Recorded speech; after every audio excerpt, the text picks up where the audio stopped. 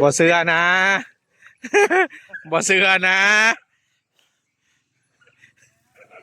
โอ้ยนี่มันตัวนี้โอ้ยซ้ำนี่บ่กินขอยดอกเดี๋ยวคอยให้เจ้าบ้านคอยงมก็ได้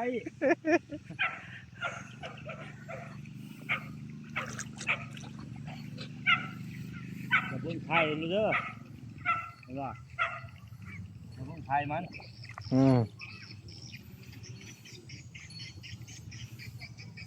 ปลาขอมันบริยูแบบนี้ฮะอันนี้ได้แต่ปลานะดอกอันนี้ฮะปลานิ้นอันนี้ฮะอ้าว แล้วเสียสารกันได้หมดโอ้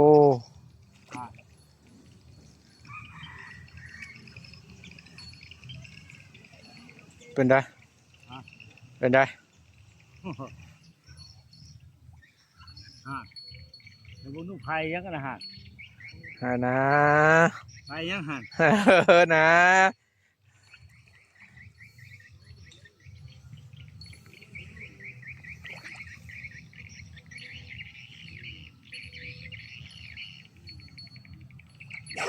ปลาก็หินเบ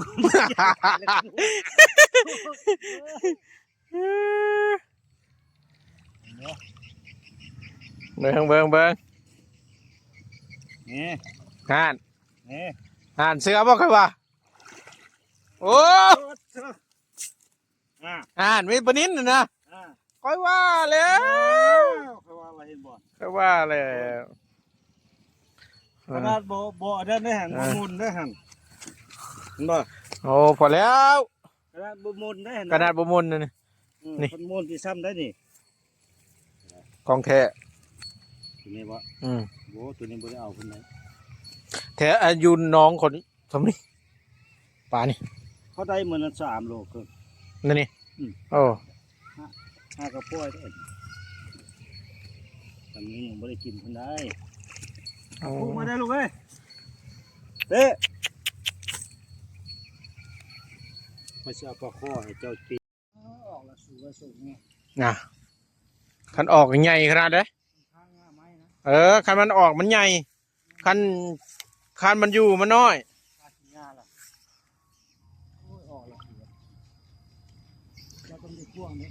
เจ้าคิดว่าจักโตนี่ไอ้นะ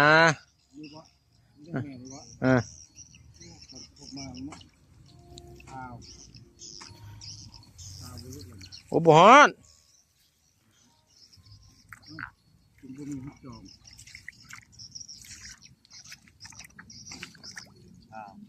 ทางกลางครับปลาใหญ่พวงปูเถิงนะจะมีแห้งบ่โอ้ปูเถิง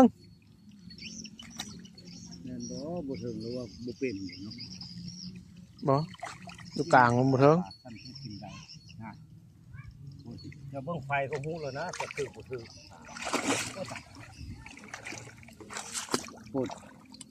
โอ้บ่รอแต่หมานป้าโธ่ลากไว้นี่บ่รอแต่หมานได้เกือบขึ้นโอ้ย5 6 โต 7 โตไปพุ่นพอแล้วกินพอวัน